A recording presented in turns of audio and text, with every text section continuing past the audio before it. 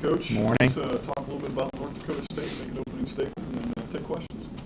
Yeah, first of all, I appreciate everybody coming out really all season, so no different than this week. I appreciate you covering us and doing a good job.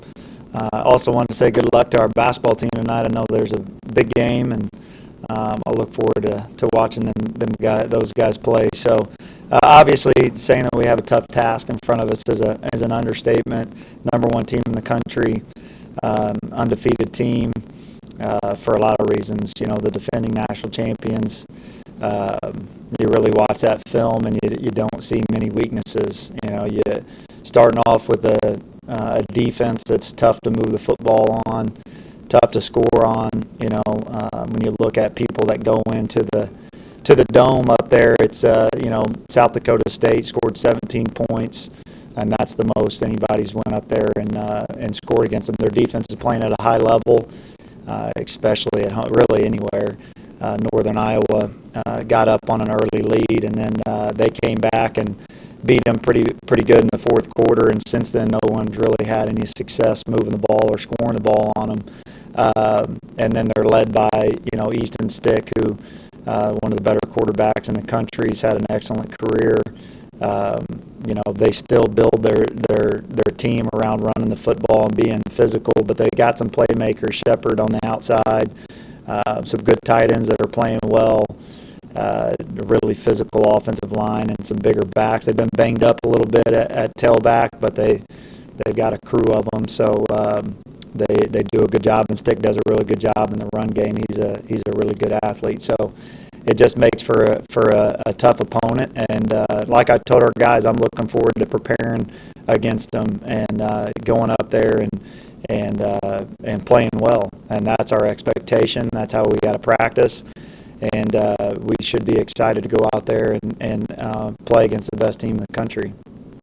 Are they getting FCS players that none of the rest of you can get? Are they getting FBS players to play? Not only are they winning against everybody, but they're dominant. So Yeah. Are they getting somebody that everybody else can't get? Yeah, sometimes they do. I heard Coach Kleiman talk about it in our coaches meetings. I think last year they beat six kids that had Mountain West offers, multiple. Took visits to both places, and they end up going to North Dakota State. So that's kind of who they're going against, especially when we talked about cost of attendance. They're the first team to say that they're doing it, and so in the last couple of years, yeah, they've out-recruited several FBS players, teams on some kids, and then they do a good job developing their guys. You don't see many underclassmen, freshmen, true freshmen playing. I mean, they redshirted every single player last year, and then they develop them. They don't have to play early because they've got seniors and upperclassmen, and then so it's just obviously a winning formula what they've got going on. The way that they recruit, who they recruit, when they do go out of state, they've got several players from Florida that come up there, especially in the secondary, that have made an impact for them. Their backup quarterback is from Lakeland. That'll, I'm sure going into the next season will have a chance to be their starter. So they do a good job of recruiting their area, Minnesota, North Dakota, all those kids, and then they win, and kids see that, and they've got a good thing going. Is Sommer able to start this weekend? Yeah, he's he'll be limited all week in practice. That foot, he had X-rays this morning, and it's not broken. So he's got 5 days left. I mean, he's going to play. Even if they said that there was a fracture, they were going to leave it up to him, because he was able to get through that game through a lot of pain.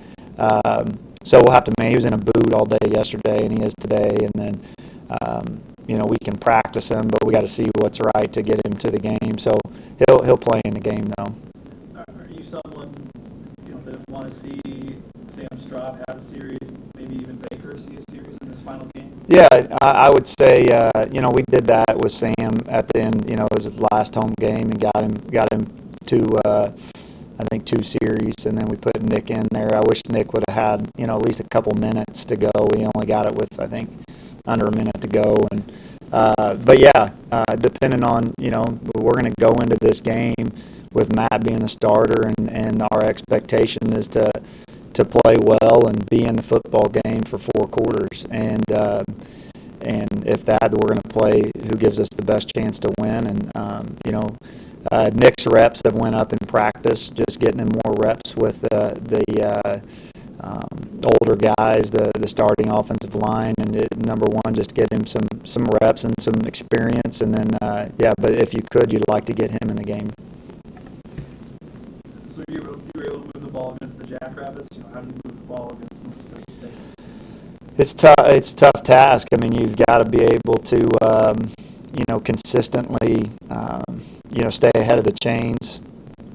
They're tough to move up front, but our offensive line's got to play well. To give yourself a chance, you've got to be fundamentally sound, and you got to have the right guys targeted, and then you got to once you do that, then you got to block them up, and they're pretty skilled up front. I mean, the best defensive line in the country, and but to start out with, on the road in a tough environment, is being locked in and, executing the plays, all 11 guys on the same page is the first part.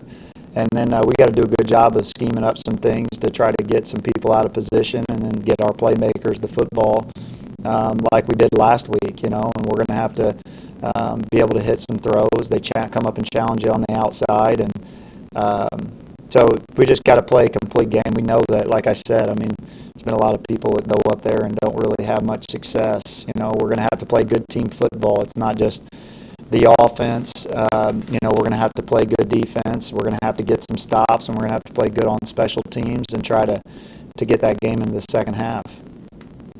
But could you talk about the significance of DJ's 1,000-yard season? Yeah, I think that, since I've been here as an assistant, or we've talked about we need to run the football better, find ways to run the football. As you get in college football, it's a lot of times, and especially in this league, it's tough sledding just to line up and run it downhill as much as you want to do it. So I thought that we've done a good job of doing it in a variety of different ways, and DJ stayed healthy. He's had some games with a lot of carries. Just thinking back on the season, 35 carries against SEMO, and been in the 20s, and he stayed healthy for the most part. He's banged up there a little bit around Youngstown, but that's a credit to our offensive line. Even last week, we put a challenge on those guys to get over the 300-yard mark all season, and we did that last week with, I think, 358 yards rushing against a team that was only giving up, I think, 130 coming in. And so, it starts with them up front with our tight ends, our fullbacks, Jalen Graham. I've talked about that. Matt, and the threat of Matt running the football kind of opens up some creases with the, linebackers having to be aware of him. And then DJ was able to get some good creases on Saturday. But yeah, it's anytime 1,000-yard rusher, first time, and I think with 7 years, 2011. So you've seen some good backs in those times. And so I think it proves that it's difficult to do. Number one, you got to stay healthy. You look back, Malcolm Agnew probably could have, but part of being a good back is staying healthy, being in all the games and getting those carries and being able to, that goes back to the off season, and I think DJ does that. You look at DJ, he's not a big kid, but he does a pretty good job of not taking huge hits and understanding the run schemes, and I think that we've come a little ways and done a pretty good job running the football this season. Lately, teams have been putting a spy on this homer. I don't think North Dakota will do that. They'll play straight up, won't they? No, I mean they'll scheme you up. I mean they're good. They just don't play everybody the same way. They got an unbelievable coaching staff, and Coach Kleiman's a defensive guy. Defensive coordinator for a long time before he became the head coach, and they got a great defensive staff. So they'll have obviously when they're playing a running quarterback, they're going to have, you knew that teams were going to do that, whether it's on passing situations. Matt was able to find a couple creases on third down. You see more teams, especially on third down, leaving a guy for Matt to not let him go pick up first downs with his feet. But, it's the kind of the chess match. You got to do a good job of, giving them a few things that they haven't seen, but they'll obviously have a sound plan for all the things that we do. How much do you think Anthony Knighton's season has been him or the better people around him this year too? I think a little bit of continuing with him developing. I think that Anthony puts in a lot of time and effort, and especially getting after the quarterback. I think for him, once we get through this, it get into another off season is being a complete defensive end. For all the snaps. Now we've got Anthony probably at times have taken too many snaps. I mean, he took every rep on defense on Saturday, and that's tough as a defensive end. But yeah, getting after the passer, he's got a knack for getting the quarterback. I think 8.5 sacks through 10 games, and so he's continued to develop. He's gotten stronger. He's learned the game, and I think that you would like to see his next 2 years be even better. I think we've gotten better up front. I mean, Burner has matured and come a long way too. And then but we still got to get better, obviously. I mean, we got to get better up front, and but Anthony's done a good job. I know teams know that he can rush the passer, but to become a complete DN, you got to be able to play first, second down, stop the run. And at flashes, we do a good job of that, but he can definitely get after the passer. Will you be signing any transfers this December for spring? I mean, we're always looking for. Obviously, I can't comment on recruits at this time, right now specifically. So, we're always recruiting. Feel good about our current high school class that we have going. Signing day is about a month away right now for the early signing period. It's always pretty this next month as the regular seasons start to wind down and bowl seasons as far as transfers, and the junior college seasons are wrapping up. There's a few, all the regular seasons are over now.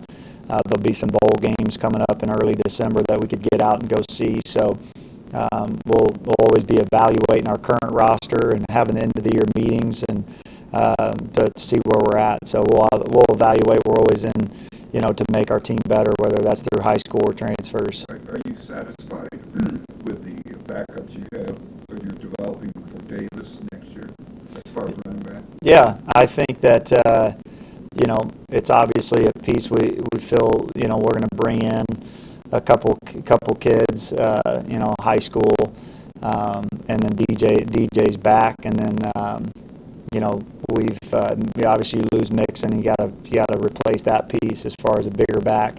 Feel like we have a couple kids. Javon Williams has been taking a lot of reps at tailback throughout practice, and I really feel like Javon could be a special player here. I've said that all along. I mean, he's probably playing the best ball that he's played yet. We've decided not to play him down the stretch, but Javon would be helping us big time on offense right now at a lot of positions. You see him line up at wide receiver down there with the scout teams, tight end, running backs. In our developmental practice, which we probably had our last one last night, starting to just learn the game from the tailback position. So that's a kid that's 240 pounds. That could probably give us some good reps at tailback going into next year. You don't see him as a contender for the quarterback? No, I think that he's just a guy that we've got to just keep. He's a ball player, and so he continues to meet with us at the quarterback room. But we'll get into that after the season. What's best for Javon Williams to be on the field a lot for us, whatever position that is. If you weren't able to win a home game, how have you tried to progress the program forward? Without winning at home this year.